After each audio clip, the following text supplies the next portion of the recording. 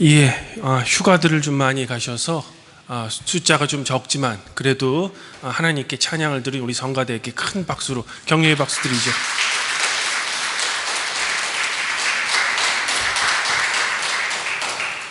하나님 우리 아버지와 주 예수 그리스도로부터 오는 은혜와 평강이 오늘 주일 공동 예배에 참석하신 팔복교회 성도 여러분들과 함께하기를 바랍니다. 성도 여러분, 지난주에 제자들에게 기도를 가르쳐 주신 예수님께서는 이제 오늘 말씀에서는 재물, 즉 돈에 대한 가르침을 주십니다. 그런데 사실 돈이라는 것은 현대를 살아가는 우리들에게 반드시 필요한 경제수단이기도 합니다.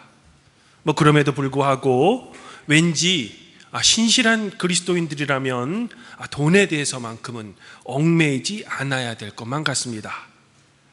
그래서인지 어떤 목사님께서는 저에게 자기 자신은 돈에 대해서만큼은 자유롭다고 저에게 고백처럼 말씀하셨는데, 글쎄 저의 생각에는 세상의 그 어떤 사람도 돈에 대해서 자유롭지 못한 것 같습니다. 오히려 저의 짧은 생각으로는 돈으로부터 자유롭다는 이 말은 그리스도인이든 비그리스도인이든 상관없이 거의 자기 거짓말에 가까운 말처럼 들립니다.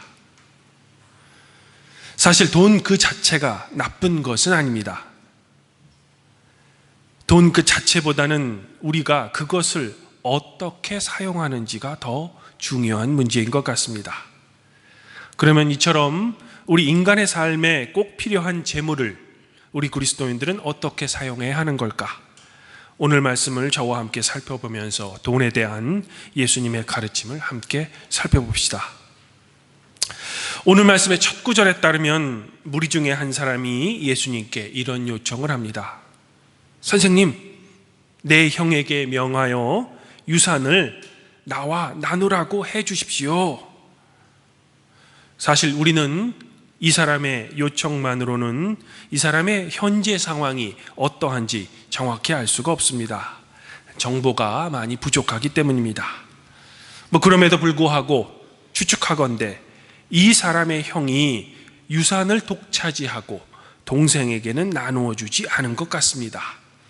즉 불의에 희생당한 사람처럼 보입니다. 그렇다면 공의롭고 정의로운 우리 주님이 이제 이 불공평한 상황에 개입하셔서 정의로 심판하셔야 될 것 같습니다. 그런데 예수님께서는 이 사람아, 누가 나를 너희의 재판장이나 분배자로 세웠느냐? 라는 의외의 답변을 이 사람에게 하시는 겁니다. 아니, 항상 힘이 없는 사람들 편에서 정의롭게 행동하신 우리 주님답지 않게 이번에는 이 상황을 슬쩍 회피하는 것처럼 보이기까지 합니다. 그러면서 하시는 말씀이 바로 부자의 비유인 겁니다. 그런데 이 비유 속에 많은 소출 때문에 자신의 곳간을 새롭게 더 크게 지으려는 이 부자에 대해 하나님께서는 왜 어리석다고 하시는 걸까? 저는 그 근거를 21절에서 찾으려고 합니다.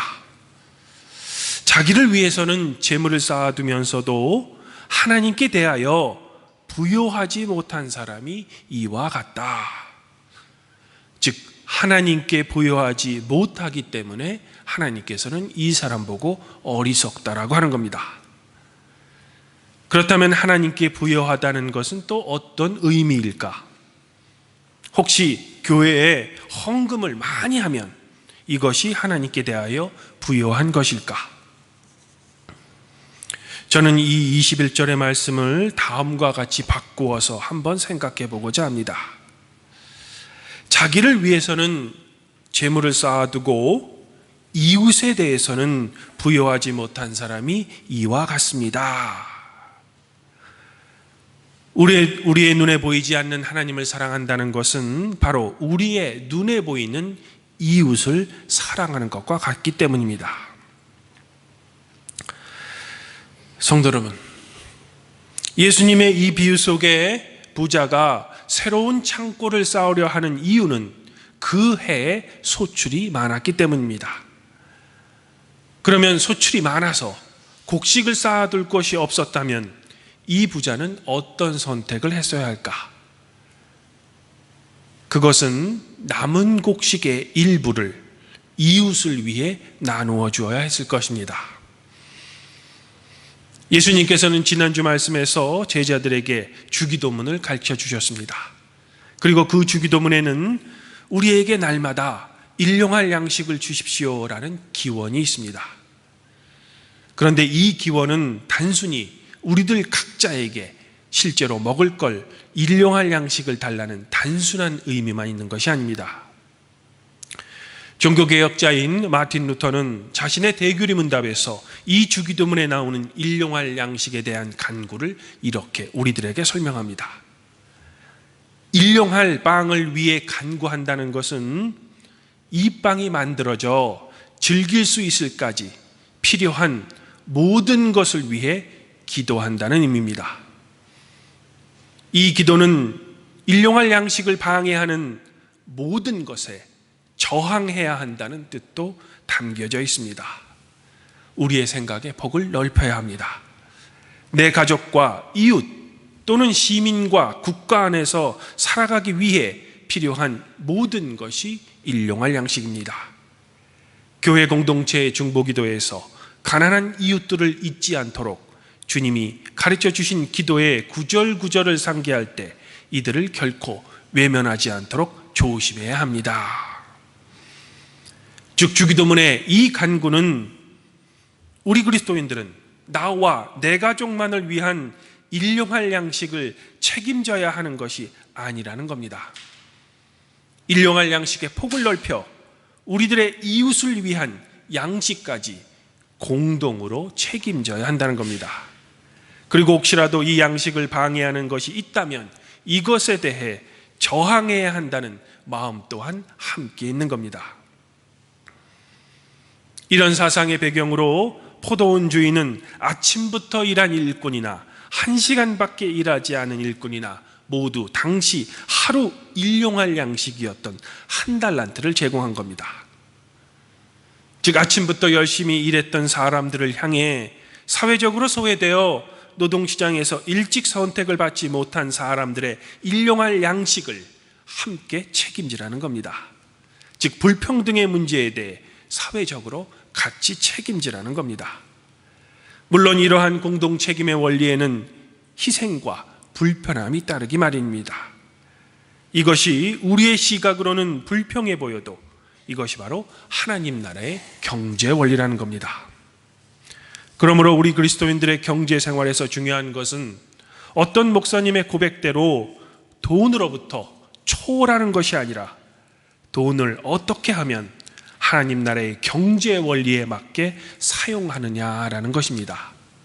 즉 우리들의 경제 생활에서 나와 내 가족을 위해 사용하는 것은 당연한 것이지만 그 가운데 우리들의 경제 생활의 가계부에 이웃을 위한 사용 내역이 과연 있느냐라는 것입니다. 성도 여러분, 그러면 이제 다시 오늘 예수님의 비유로 돌아가서 좀 더 깊이 오늘 비유 속에 숨겨진 의미에 대해서도 함께 살펴봅시다. 앞서 저는 예수님께서 공정한 재판을 요구하는 이 사람에게 재판장이 되는 것을 거절하시는 것처럼 보인다고 말씀드렸습니다. 그러나 지금 이런 가정을 한번 해보는 것은 어떨까? 만일 오늘 비유 속에 등장하는 이 어리석은 부자가 동생에게 재산을 나누어 주지 않는 현실 속에 바로 그 형에 대한 비유라고 가정하면 어떨까? 즉 어리석은 부자인 이 형이 죽는다면 그 유산은 누구에게 가겠습니까? 저의 가정대로라면, 다시 말해 오늘 예수님의 비유 속의 어리석은 부자가 바로 현실 속에서 동생에게 재산을 나누어 주지 않는 그 형이라면 당연히 죽은 형의 유산은 예수님께 재산 분배의 재판을 요구했던 그 동생이 받게 될 것입니다. 그러므로 예수님께서는 지금 공정한 재판을 요구하는 이 사람에게 내가 요구하는 정당한 재산을 만일 형으로부터 받는다면 너는 그것을 어떻게 사용하겠는가를 지금 묻고 계신 겁니다. 또 이 비유를 읽는 우리 성도들에게도 함께 묻고 계신 겁니다. 다시 말해 재산을 소유하는 것 그 자체가 중요한 게 아니라 그 재산을 어떻게 사용하겠는가를 묻고 있는 것입니다. 이런 의미로 예수님께서는 재산 분배의 재판장이 되어달라는 이 사람의 요청을 거절한 것이 아닙니다. 예수님께서는 보다 더 근원적인 부의 분배 원리를 가르쳐 주심으로 이 사람에게 나름대로의 답변을 해 주신 겁니다. 즉 예수님께서 직접적인 재판장이 되셔서 이 송사에 개입하신 것이 아니라 보다 근원적인 하나님의 공평과 정의에 대해 이 사람에게 가르쳐 주고 있는 겁니다. 물론 우리는 예수님의 이러한 방법을 좋아하지 않습니다. 왜냐하면 우리는 당장 우리 눈에 보이는 가시적인 결과들, 또한 빠른 결과를 원하기 때문입니다. 이런 이유로 우리는 언제나 하나님의 말씀의 깊은 원리보다는 나의 삶에 쉽게 적용할 수 있는 말씀의 적용만을 오히려 원하는 겁니다. 그러면 여기서 한번 곰곰이 생각해 봅시다. 예수님께서 하나님의 공평과 정의를 위해서라면 직접적으로 개입해야 할 것 같은 이 사람의 요구에 대해 왜 이런 우회적인 방법을 사용하셨던 걸까?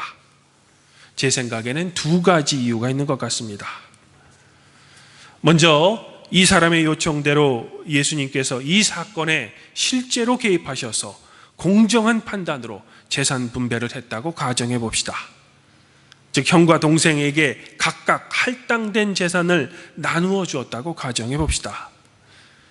만일 그랬다면 제 생각에는 형이나 동생이나 서로 재산 분배 후에 각각 자신의 재산을 더 쌓으려 하다가 똑같이 어리석은 죽음을 맞게 될지도 모르겠습니다.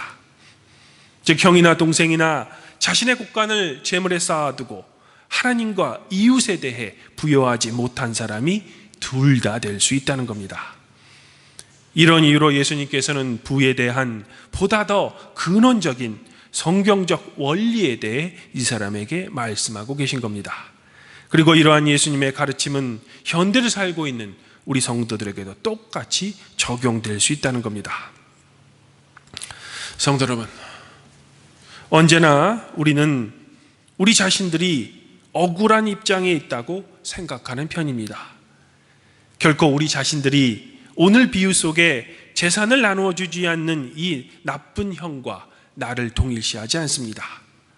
즉 우리는 형으로부터 유산을 공정하게 받지 못한 동생의 입장과 나의 입장을 더욱더 동일시하는 경향이 있습니다. 그래서 하나님께 간절히 기도합니다. 꼭 부에 대한 문제만이 아닙니다. 우리의 삶의 거의 모든 부분에 있어서 우리는 피해자의 입장에서 하나님께 억울함을 호소합니다. 그리고 하나님이 제발 개입하셔서 나의 억울함을 풀기를 간절히 소망합니다. 그러나 예수님께서는 이런 표면적인 기도 요청을 우리들에게 보다 더 근원적인 삶에 질문할 것을 요구하고 계신 겁니다. 즉 우리가 기도하는 내용이 아니라 우리가 무엇 때문에 그런 기도를 하는가, 즉 소망의 동기에 대해 묻고 계신 겁니다. 오늘 비유를 예를 들자면 예수님께서는 오늘 정당한 유산의 분배를 요구하는 이 사람에게 너는 무슨 이유로 그리고 무슨 동기로 재산의 분배를 나에게 요구하는가를 묻고 계신 겁니다. 그리고 그 동기에 과연 하나님의 자리와 이웃의 자리가 있는지를 함께 묻고 있는 겁니다. 왜? 하나님의 자리와 이웃의 자리가 없는 유산의 분배는 오히려 그 사람을 죽음으로 몰기 때문입니다. 오늘 사도 서간문이었던 골로새서에서 사도 바울은 이러한 하나님과 이웃의 자리가 전혀 없는 부의 추구인 탐심을 우상 숭배라고까지 경고합니다. 그러므로 예수님께서는 지금 주님께 정당한 요구를 하기 전에 너는 정당한 동기를 갖고 있는지를 그 사람에게 묻고 계신 겁니다. 사랑하는 성도 여러분, 그러면 이런 우리의 내적 동기를 우리의 삶의 전반에 적용시켜 봅시다. 그리고 확장시켜 봅시다. 왜냐하면 탐심 같은 우리 안의 욕망은 우리의 삶 전체에 내포되어 있기 때문입니다. 대부분 우리들은 사회적으로 성공하기를 원합니다. 부자가 되기를 원합니다. 그러면 제가 여러분께 묻겠습니다. 왜 그런 소망을 갖고 계십니까? 남들에게 우쭐거리기 위해서, 아니면 나의 욕망을 채우기 위해서, 또한 과연 우리들의 성공에 대한 소망에 하나님과 이웃의 자리는 있으십니까? 목회에 성공했다고 자부하는 목회자들을 가끔 만나면 그분은 자신이 어떤 목회를 했는가 보다는 목사라는 타이틀 그 자체, 그리고 그 타이틀 때문에 오는 사회적 명성, 예를 들면 무슨 협회장, 준비위원장, 노회장 등의 지위만을 자랑합니다. 그럴 때면 저는 보통 침묵을 지키지만 속으로는 이렇게 묻고 싶습니다. 무엇 때문에 목회자가 되셨습니까? 왜냐하면 그분은 다른 사람들로부터의 명예와 사회적 성공, 그리고 부를 얻기 위해 목회자가 된 것 같기 때문입니다. 그리고 이 경우는 목회자만이 아닙니다. 우리는 우리의 삶 전반에서 순수한 동기를 잃어버린 채 그저 표상만을 바라보며 헤맬 때가 많다는 겁니다. 그리고 혹시라도 운이 좋아 그 표상을 나의 손에 움켜쥐게 되면 그것이 곧 나의 소망을 이룬 것이며 성공이라고 착각합니다. 심지어는 그것이 나의 존재 그 자체라고 생각합니다. 하지만 표상은 진정한 동기와 삶의 목표가 아니기 때문에 우리에게 곧 허탈함과 허전함을 주며 또 다른 표상을 찾기를 소망하는 겁니다. 내가 왜 그것을 소망했으며 이러한 소망이 나의 삶에 어떤 의미가 있는지를 망각한 채 말입니다. 그러므로 우리는 하나님께 요청하고 기도하는 우리의 모든 소망에 대해 그 동기를 점검해 봐야 할 필요가 있는 겁니다. 그리고 그 동기에 나와 내 가족을 넘어서 하나님과 이웃에 대한 부분이 과연 있는가를 살펴봐야 할 것입니다. 왜냐하면 하나님께서는 우리의 삶에 하나님과 이웃에 대한 자리가 있기를 간절히 바라시기 때문입니다.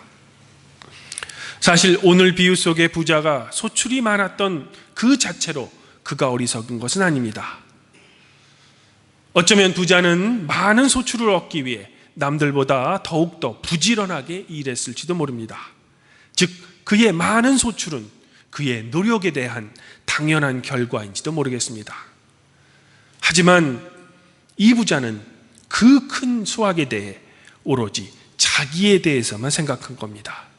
하나님에 대하여, 이웃에 대하여 위한 자리는 전혀 없었던 겁니다. 공평과 정의의 하나님께서는 악인에게도 햇빛과 공기를 제공해 주십니다. 왜냐하면 이것은 최소한의 생존권이기 때문입니다. 성경에서 말하는 일용할 양식도 이와 같은 똑같은 생존권을 의미합니다. 즉 하물며 하나님께서도 생존권만큼은 악인에게도 공평하게 제공해 주시는데 모든 사람들에게 공평하게 분배되어야 될 일용할 양식에 대한 연대 책임이 이 부자에게는 전혀 없었던 겁니다. 이것이 하나님 보시기에 어리석다는 겁니다. 그러므로 우리들은 언제나 다른 사람에 대한 생존권에 대한 연대 책임을 결코 잊어버려서는 안 되는 것입니다. 성도 여러분, 이제 예수님께서 우회적인 방법을 제시한 두 번째 이유에 대해서 생각해 봅시다. 결론부터 말씀드리면 두 번째 이유는 불평등에 대한 우리 인간적인 해결은 또 다른 불평등과 소외를 낳기 때문입니다. 사실 이것은 우리 인간의 역사가 증명합니다. 즉 우리 인간의 역사에서 세상의 불평등을 인간의 이성과 합리성을 통해 모든 인류가 평등한 세상을 만들려는 노력은 여러 번 시도되어 왔지만 언제나 인간의 방법에 의한 평등한 세상의 추구는 또 다른 소외층과 또 다른 불평등이 발생함을 우리는 우리의 인간의 역사를 통해 배워왔습니다. 이런 의미에서 예수님께서 실제로 재판장이 되셔서 이 재판을 올바르게 재판하셨다고 해도 우리 사람들이 여전히 이 세상 속에 있는 한 예수님의 공정한 재판에도 불구하고 또 다른 불만과 불평등이 생겼을 겁니다. 그러하기에 예수님께서는 세상의 재판장으로서가 아니라 하나님 나라의 통치자로 오신 겁니다. 진정한 하나님 나라가 임했을 때만 이 사회에서 겪는 소외와 아픔 그리고 불평등이 사라질 것이기 때문입니다. 이런 이유로 사도 바울은 오늘 사도서관문인 골로새서에서 옛사람과 그 행위를 벗어버리고 새 사람을 입었으니 우리를 창조하신 하나님의 형상을 따라 살 것을 촉구했던 겁니다. 그래야만 진정한 평화, 헬라인이나 유대인이나 야만인이나 스구디아인이나 종이나 자유인이나 차별 없이 오직 만유이신 그리스도 안에 형제 자매가 될 수 있는 것입니다.